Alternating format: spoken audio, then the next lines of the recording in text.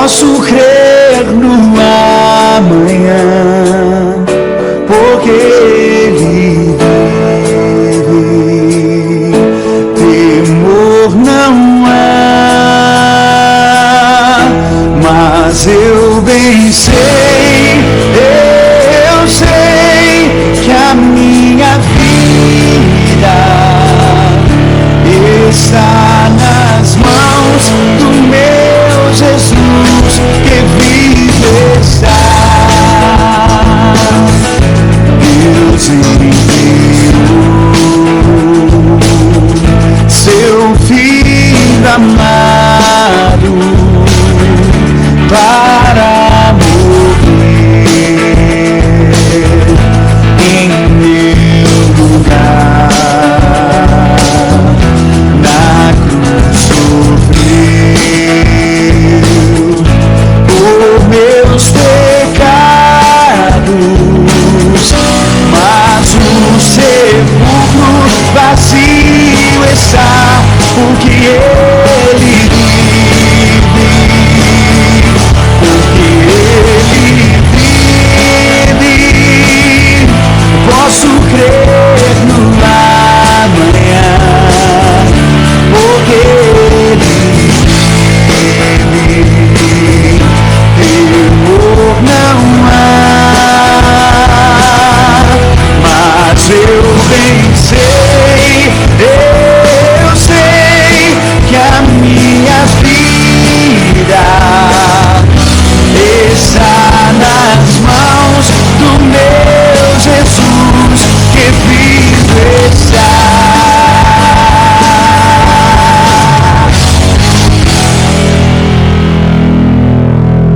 E quando enfim chegar a hora em que a morte enfrentarei, sem medo então terei vitória, terei na glória o meu Jesus, que vivo está. Porque Ele vive, eu posso crer no amanhã, porque Ele vive. Temor não há, mas eu bem sei, eu sei que a minha vida está nas mãos do meu Jesus, que vive está.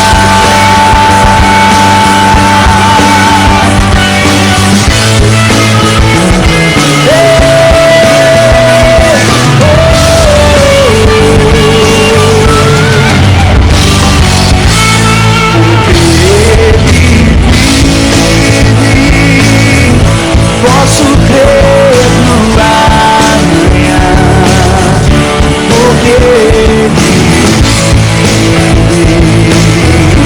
Temor não há,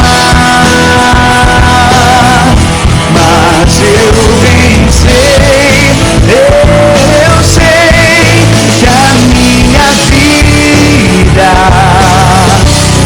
está nas mãos do meu Jesus, que vive está.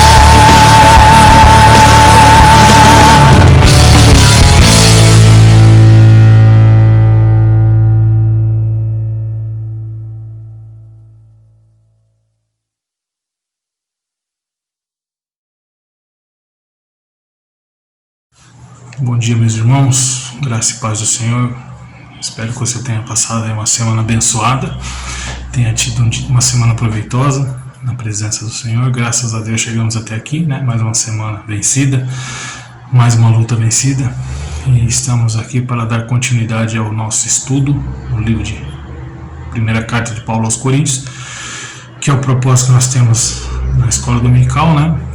visto que já estudamos aí o livro de Filipenses, agora estamos trabalhando, caminhando aí dentro do livro de primeira carta de Paulo aos Coríntios. Mas antes de nós começarmos, vamos orar, pedir a orientação de Deus, né? Amado Deus, muito obrigado, Senhor, porque o Senhor já nos deu uma semana abençoada, Pai, onde já podemos vencer, porque nós sabemos que sem o Senhor nada é possível, Pai, sem o Senhor nem chegaríamos até aqui, ó Pai. Muito obrigado, Senhor, porque o Senhor tem nos abençoado, o Senhor tem nos guardado, o Senhor tem nos proporcionado o prazer, ó Deus, de estarmos todos os dias na Tua presença. Queremos te pedir agora, Senhor, que o Senhor nos abençoe na leitura dessa palavra, no estudo que faremos, ó Pai, que o Senhor venha abrir os nossos corações, nos dar sabedoria, ó Deus, até porque hoje o tema fala sobre isso, Senhor, por sabedoria que vem do alto.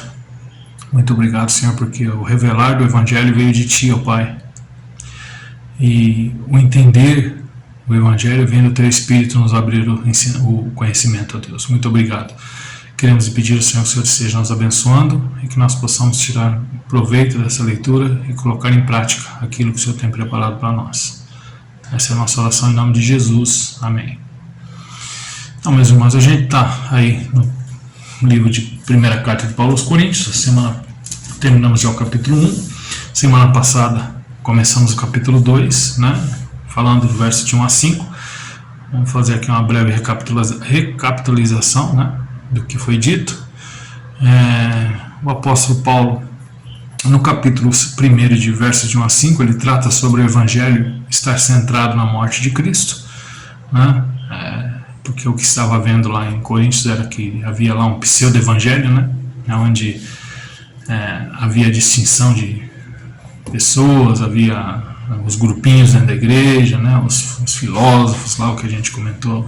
Aí não convém a gente ficar falando muito sobre isso, que vai tomar muito tempo, mas apenas recapitulando então que o capítulo 2 de 1 a 5, falando do Evangelho centralizado na morte de Cristo, o apóstolo Paulo vai falar sobre o conteúdo do Evangelho, que é Cristo crucificado, né? E depois ele vai falar também sobre a dedicação exclusiva do Evangelho, sua maneira de pregar o Evangelho e o propósito de pregar o Evangelho. Paulo centraliza isso, falando a respeito da principal característica do Evangelho, né, que é o Evangelho estar centrado na morte de Cristo, né? E isso cai por terra muitas coisas aí que acontecem no dia a dia, do que a gente vê hoje, onde as pessoas dão mais valor a um monte de coisa, né? Dão mais valor a bens materiais, a teologia, falar um pouquinho sobre teologia que surgem as teologias da prosperidade, teologia da libertação e do experiencialismo, e aí vai. Então Paulo chama a atenção dos coríntios, né? E também a nossa, porque o livro é bem atemporal, como toda a Bíblia, nos falando a respeito do verdadeiro sentido do Evangelho, o verdadeiro motivo do Evangelho ser pregado, qual é a verdadeira mensagem do Evangelho, né? No caso aqui falando sobre a morte de Cristo na cruz. Deixa eu tentar mexer aqui um pouquinho, parece que está meio escuro. Vamos lá. Então hoje a gente vai tratar no versículo de número 6 ao versículo de número 9, uma vez que nós dividimos aí o texto em 3 partes, né? De 1 a 5, 6 a 9 e de 10 a 16. Hoje a gente vai tratar a respeito da perícope que vai do versículo 6 até o versículo 9. E o tema dessa perícope é: o Evangelho foi concebido na eternidade e faz parte do plano de Deus. Então, só antes de lermos o texto, abrindo um parênteses aqui, eu gostaria de comentar com vocês que eu vejo as coisas da seguinte forma. É interessante como às vezes nós achamos que o Evangelho depende da gente, e como se o Evangelho fosse alguma coisa que surgisse no meio da história.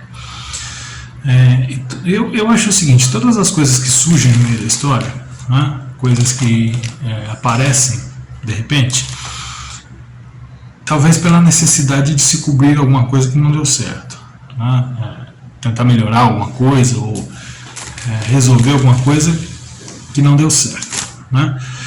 Então, quando a gente fala a respeito do Evangelho foi concebido lá na eternidade, é porque Deus não foi pego de surpresa.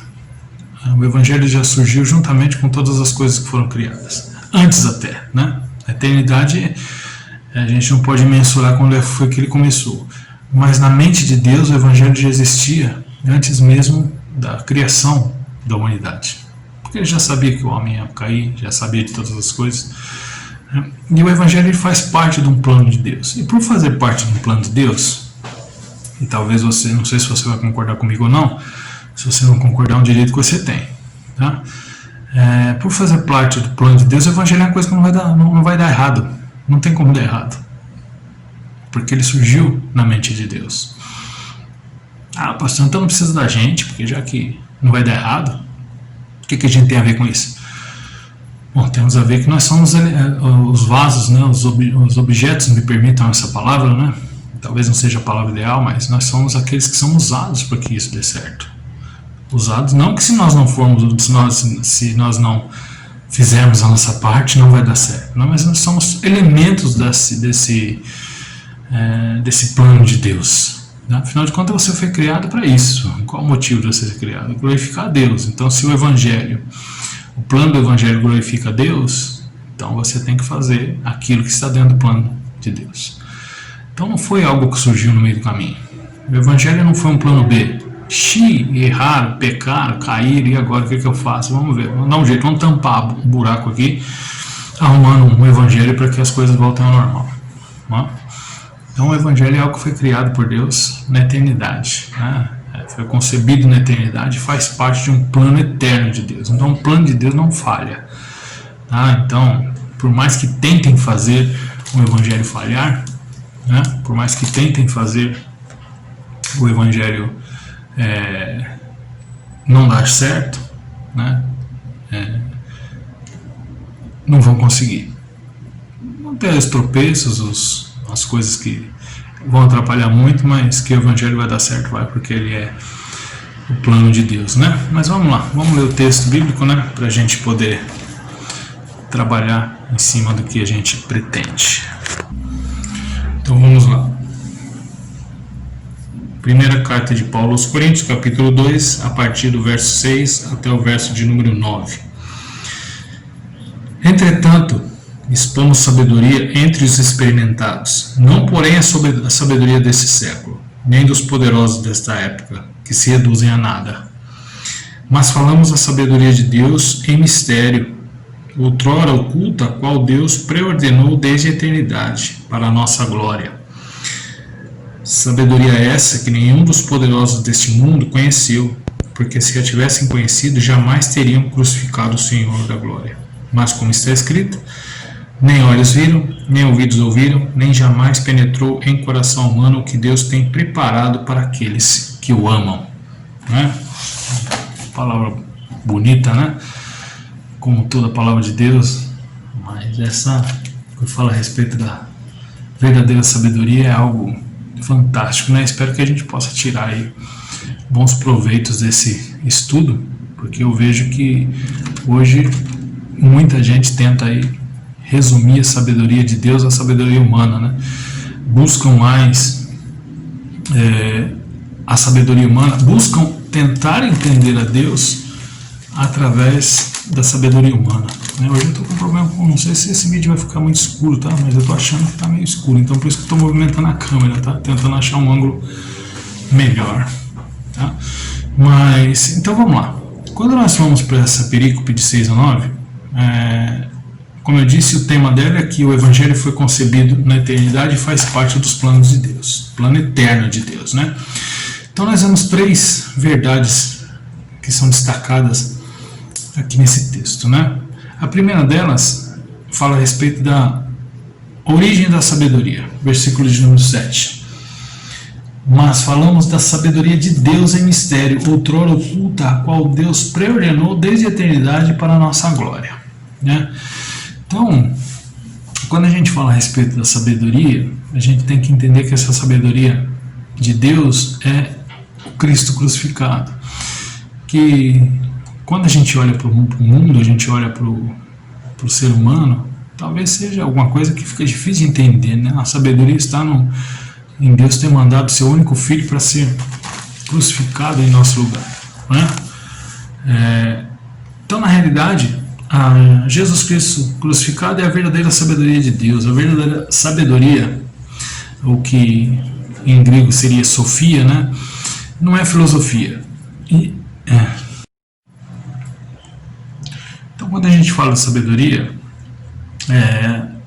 Paulo vai dizer aqui que qual a origem da verdadeira sabedoria, né? Nós estávamos falando aí, deu uma cortada no vídeo aí, sobre a filosofia. A palavra sofia, ela não está na filosofia humana. É interessante como as pessoas se baseiam na filosofia para tentar entender a Deus. E, na realidade, a filosofia tem mais atrapalhado do que ajudado a questão da compreensão de Deus. Porque as pessoas vão muito pela razão, né? E uma coisa que deve ficar claro para a gente aqui é que, na realidade, Deus se revela até onde Ele quer se revelar. Então, quando uma pessoa chega e fala, eu quero conhecer a Deus na sua inteireza, né? A partir do momento que eu entender Deus no seu total, aí eu vou aceitar o Evangelho. Cuidado com isso, porque pode ser que Deus não queira se manifestar ou se deixar ser conhecido como nós queremos conhecer. Algumas perguntas vão ficar na sua cabeça eternamente. Então, se você quer ter a experiência de conhecer a Deus na sua inteireza para depois aceitar o Evangelho, você corre o risco de não entender nada, ficar mais confuso para você. Veja o que diz Deuteronômio 29:29. Está abrindo aqui mais um parênteses aí para que a gente possa tentar ajudar aí, tá, na nossa compreensão.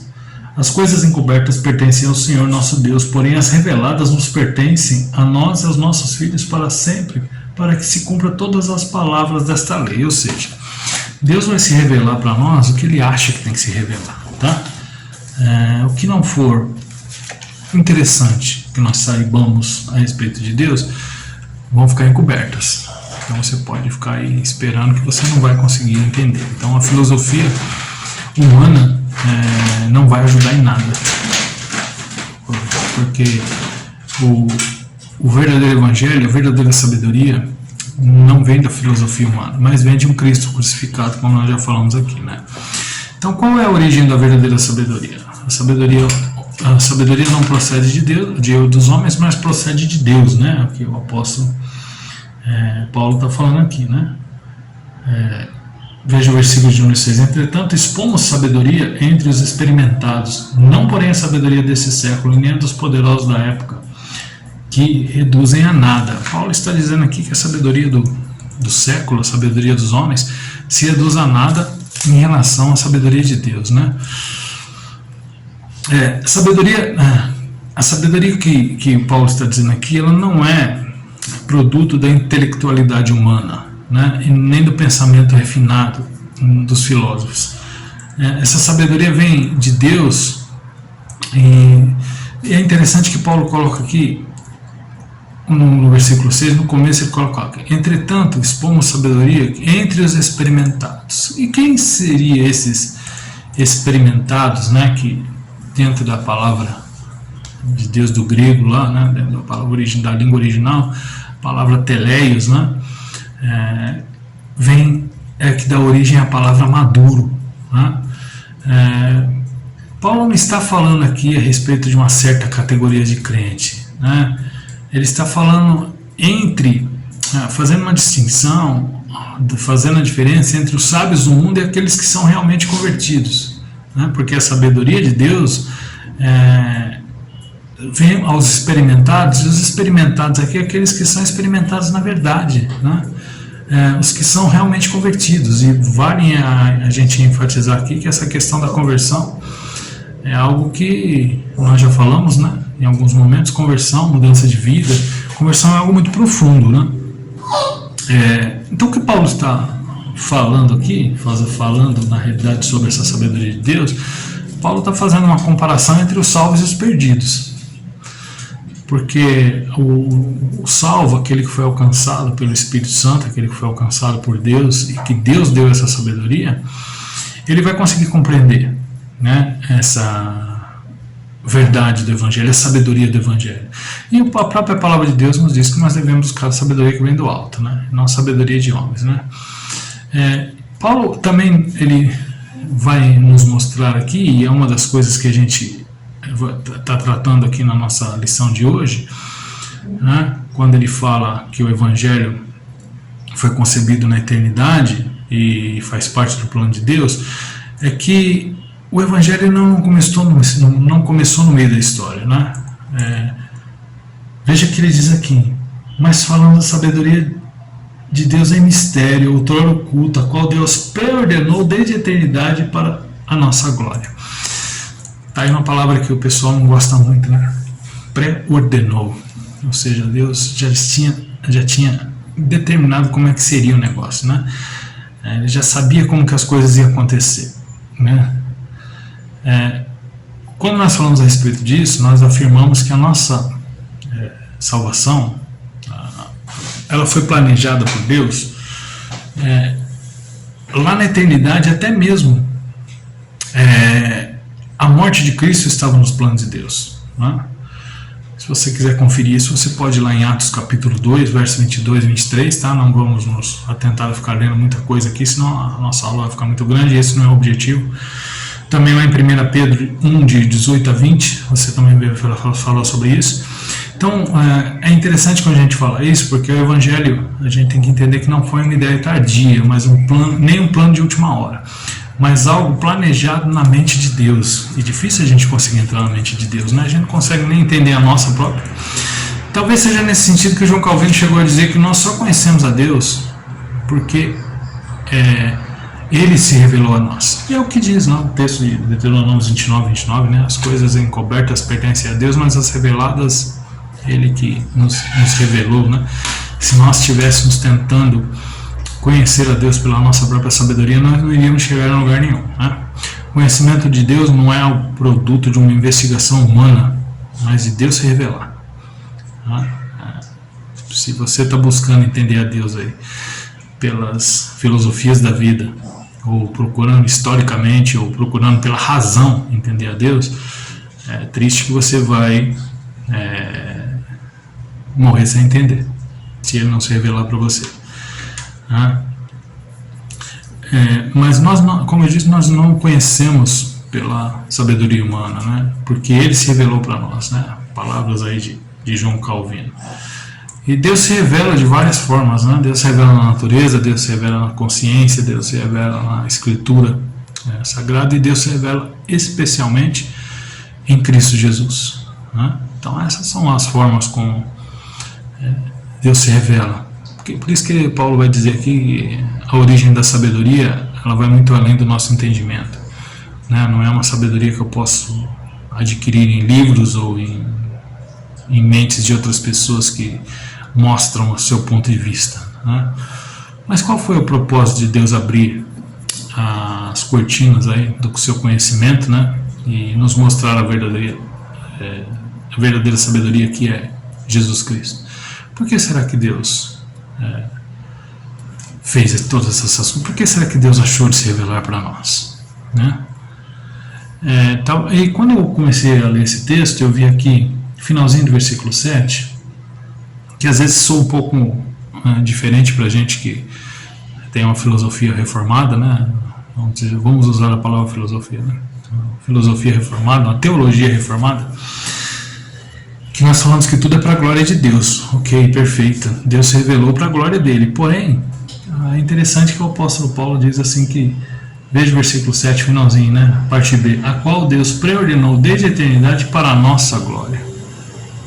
Então, por que Deus se revelou mostrando, né, a verdadeira sabedoria em Jesus Cristo para mim, para você, para aquele que crê, né? Deus já preordenou essas coisas para a nossa glória. Espera aí, pastor, então não é para a glória de Deus, é para a nossa glória? E o que será que Paulo quer dizer com isso, né? É que a sabedoria de Deus, ela tem com certeza o seu objetivo, a sua glória, mas também a glória da igreja, né? Vamos lá para Romanos 8, de 28 a 30. Volta aí Romanos, um livro antes desse que a gente está vendo, né? É um texto que eu particularmente gosto muito, né? Quando fala a respeito da intercessão do Espírito, lá a partir do verso 26. Mas no verso 28 diz uma coisa que às vezes a gente enche a boca para falar, né?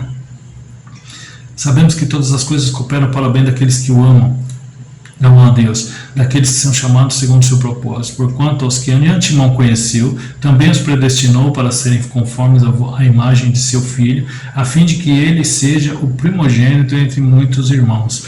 E aos que predestinou, esse também chamou, e aos que chamou, esse também justificou, e aos que justificou, esse também glorificou. Veja que acho que esse último versículo, o número 30, ele meio que fecha o plano de Deus, né? Aos que predestinou, ou seja, aquele que ele elegeu antes da fundação do mundo, a esse também chamou, né? Predestinou, chamou para fazer parte, né, da raça eleita, nação santa, né? E aos que chamou, esse também justificou, porque sem justificação nós não podemos estar na presença de Deus, e nós não podemos nos justificar pelos nossos próprios méritos, né? Então ele nos justifica através, é o que nós chamamos de justificação imputada através de Cristo. E aos que justificou, esse também glorificou. Por que será que Paulo está dizendo aqui que a sabedoria de Deus objetiva não apenas a sua própria glória, mas também a nossa, a glória da igreja? Porque a igreja não pode se colocar na presença de Deus sem estar glorificada. Como que nós vamos nos colocar na presença de um Deus glorificado se nós não estivermos glorificados, né? Então, acho interessante que nesse capítulo a gente já vê que a sabedoria de Deus inclui eu e você na medida em que ela objetiva a nossa glorificação e a nossa entrada no céu, né? A sua redenção, a minha redenção em Jesus Cristo. Ou seja, nós não podemos entrar no céu, estar na presença de Deus, se nós não formos glorificados. Mas essa questão da nossa glorificação não é para encher o nosso ego, não. É porque se nós não formos glorificados, nós não podemos estar na presença de um Deus glorificado. Então o propósito dessa sabedoria não é apenas a glória de Deus, mas a glória de todos os remidos, né? Agora, é interessante a gente entender que o plano de Deus sempre objetiva a plena glória de Deus, né? Efésios 1:6, Efésios 1:12, 1:14, vai lá, dá uma lida lá, tá? Liçãozinha de casa para você. Mas também culmina aí na nossa glória, né? E a nossa completa redenção, como nós vimos lá em Romanos 8, 28 a 30. Então, em primeiro lugar, nós vimos aí que Paulo trata aqui, quando ele fala a respeito dessa verdadeira sabedoria, que a origem da sabedoria está em Deus. Não adianta a gente tentar procurar fora dele. Se a gente tentar procurar fora de Deus, qualquer outro tipo de sabedoria vai ser sabedoria enganosa, né? Vai ser uma sabedoria que vai ser superficial. Então, podemos dizer que Deus não é produto de uma investigação, tá? Ele se revela, Ele mostra, Ele manda sabedoria. Quer sabedoria? Peça a Deus, que vai te dar aquela que vem do alto. Então, em segundo lugar, conhecimento da verdadeira sabedoria. Então, a origem é Deus e o conhecimento. Como é que podemos conhecer a sabedoria que nasceu na eternidade, né? Que nasceu em Deus? Como é que nós podemos conhecer? O apóstolo Paulo diz no versículo 8: sabedoria essa que nenhum dos poderosos desse século conheceu, porque se a tivessem conhecido, jamais teriam crucificado o Senhor da glória. Então, o que Paulo está dizendo aqui é que essa sabedoria, o conhecimento dessa sabedoria, vem somente através dele. Porque se a gente for procurar no que ele chama dos poderosos desse século, ninguém conhecido. E quem seriam aí os poderosos desse século, né? Na realidade, a palavra que Paulo está colocando aqui descreve as autoridades romanas e as autoridades judias ou judaicas, né? Que crucificaram o Senhor. Ele diz que eles não o conheceram, porque se tivesse conhecido, jamais teriam crucificado. Quando eu penso nisso, eu acho interessante a gente pensar um pouquinho na história, né? E no momento em que Jesus estava na frente de Pilatos lá, e a mulher de Pilatos chega para falar: se eu fosse você, eu não mexia com esse homem não, eu não condenava esse homem não. Acho que ela tinha tido aí uma percepção de quem era Jesus, porém eu creio que tanto naquele tempo como nos dias de hoje, a autoridade cega as pessoas. A autoridade do mundo, o poder do mundo cega as pessoas. A gente está falando aqui de uma fase da história que a gente ouve na Bíblia, né? Quando Jesus estava para ser crucificado, passando lá pelos seus escribas, né? Que foram os primeiros a querer crucificá-lo, né? Que foram levados até as autoridades romanas, pedindo para que ele fosse crucificado, e depois a própria autoridade romana autorizando a crucificação dele, né? Então, isso é uma coisa que está narrada na Bíblia para a gente, é muito notável, não é notória. Agora, quando a gente parte para os nossos dias de hoje, por exemplo, vamos pegar um contexto bem próximo nosso, Coreia, né? Coreia é um país fechado para o Evangelho, onde as pessoas são martirizadas lá por querer pregar o Evangelho. Por quê? Porque a sabedoria daquelas autoridades não tem poder para conhecer a Deus. Se Deus não se revelar a ela, né, eles jamais vão entender, né? Então isso é comum, é normal aí das autoridades, né? Por isso que o apóstolo Paulo está dizendo que a sabedoria que nenhum dos poderosos desse século conheceu, porque se tivesse conhecido jamais teriam crucificado o Senhor Jesus, né? Por que as autoridades pediram a crucificação de Jesus? Por que eles os crucificaram? Porque não conheciam. Porque não conheciam o verdadeiro Jesus. É interessante que quando a gente vai para a Bíblia, a gente vê um momento em que Jesus está crucificado, um momento em que ele expira, né? E um dos soldados romanos lá olha tudo aquilo e fala: esse realmente era o Filho de Deus, né? Naquele momento, Deus revelou aquela autoridade que estava ali e até então estava cega, né? Ou seja, quando a gente fala a respeito da verdadeira sabedoria, que Paulo está tratando aqui, é que os intelectuais do mundo são cegos espiritualmente. Eles não têm discernimento espiritual, nem entendimento espiritual. E a palavra de Deus diz que as coisas espirituais só podem ser discernidas espiritualmente, né? Por isso que quando Jesus estava na cruz, próximo de dizer está consumado, uma das frases dele é: Pai, perdoa-lhes porque não sabem o que fazem, né? Pode conferir lá em Lucas 23, 34. Muito conhecido nosso, né? Essa frase também. Mas por quê? Porque Jesus sabia que a sabedoria deles é uma sabedoria enganosa, né? Um dos detalhes mais maravilhosos do Evangelho, Paulo está dizendo que a ignorância espiritual é a causa de um imenso mal, também a causa de um imenso bem. Por isso que acho que o próprio apóstolo Paulo define a sabedoria de Deus como loucura para o mundo, né? Como assim, pastor? A causa de um imenso mal e também a causa de um imenso bem. A causa de imenso mal porque eles crucificaram o Senhor da Glória, né? Esse foi o maior mal que a humanidade poderia ter feito, né? Foi a mais terrível injustiça, porque Jesus era inocente, né? Ele não tinha pecado, ele se fez pecado por minha causa, por sua causa. Então o que fizeram com Jesus foi a mais terrível crueldade, né, que alguém poderia fazer, né? E foi a mais perversa impiedade, pois crucificaram o Filho de Deus, né, o Salvador do mundo. Mas veja que quando a gente fala desse imenso mal, ele de certa forma deságua no imenso bem, né? Paulo liga os fatos de crucificarem o Senhor Jesus da glória com o versículo número 9. Mas como está escrito: nem olhos viram, nem ouvidos ouviram, nem jamais penetrou no coração humano o que Deus tem preparado para aqueles que o amam, né? Então, através desse grande mal, veja como a sabedoria de Deus é difícil a compreensão, olhando aos olhos do mundo, né? Olhando aos olhos do ser humano, aos olhos dos intelectuais dessa época. Algo que foi tremendamente mal, ou seja, a crucificação do próprio Jesus, agora se torna em algo imensuravelmente bem, porque através desse mal que aconteceu, né, ou seja, através da crucificação de Cristo, Deus abre as portas para algo extremamente glorioso, né? Porque através desse mal, né, o Senhor abriu o caminho para ele, para Deus, para o próprio Deus, né? Foi a crucificação do Senhor que abriu a porta de entrada para o paraíso.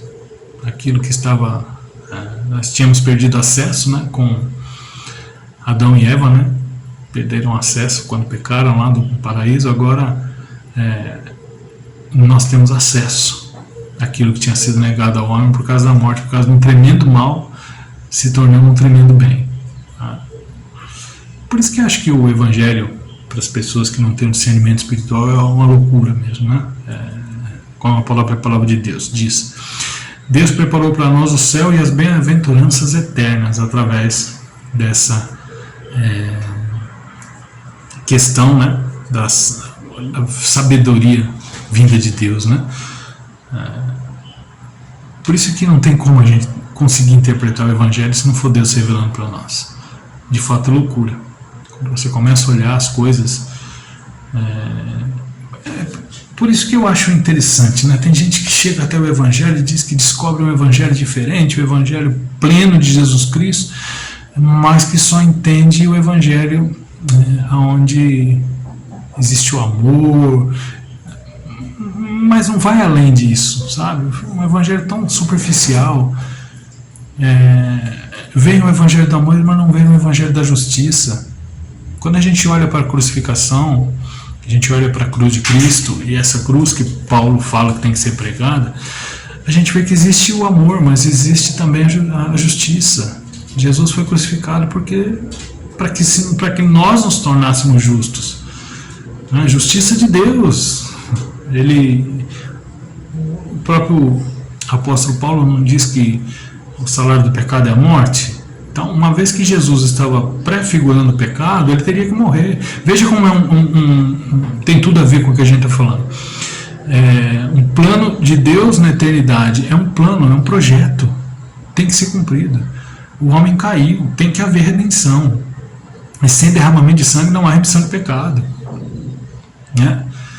Então a gente olha para um mal tão grande que foi a crucificação de Cristo, se tornar um bem tão grande que foi a nossa redenção. Tem como entender isso se não for espiritualmente ou se não for pela sabedoria de Deus?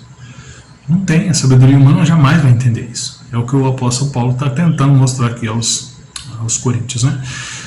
Então, ele falou a respeito da verdadeira sabedoria, né? O conhecimento da sabedoria, né? A origem da sabedoria, o conhecimento da sabedoria.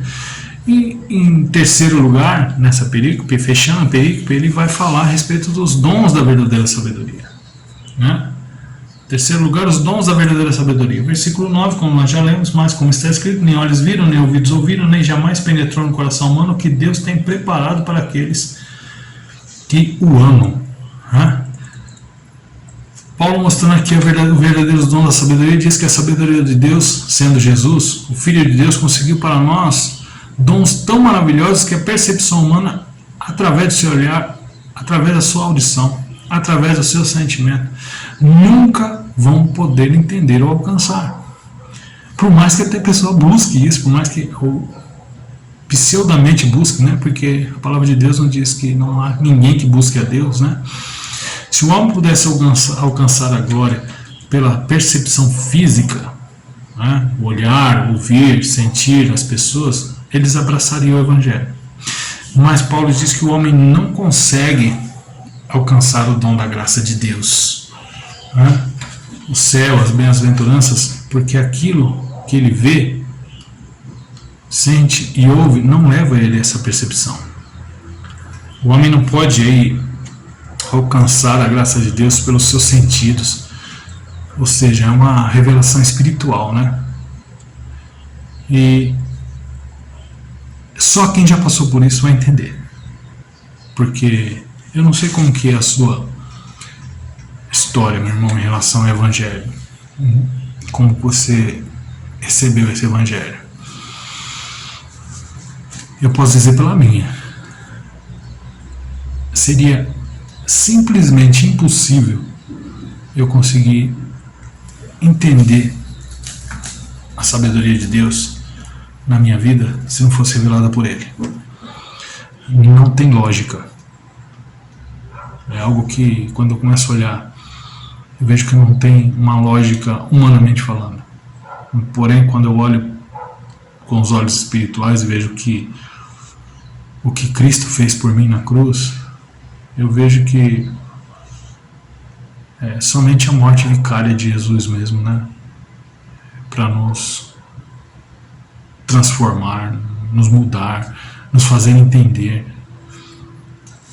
Acho interessante que quando a gente começa a estudar alguns temas dentro da igreja, e eu vou dizer uma coisa aqui que talvez escandalize um pouco você, ou não, espero que não, mas pode ser. Alguns temas que não são pertinentes à nossa salvação. Às vezes a gente vai estudar coisas dentro da igreja que não são pertinentes à nossa salvação.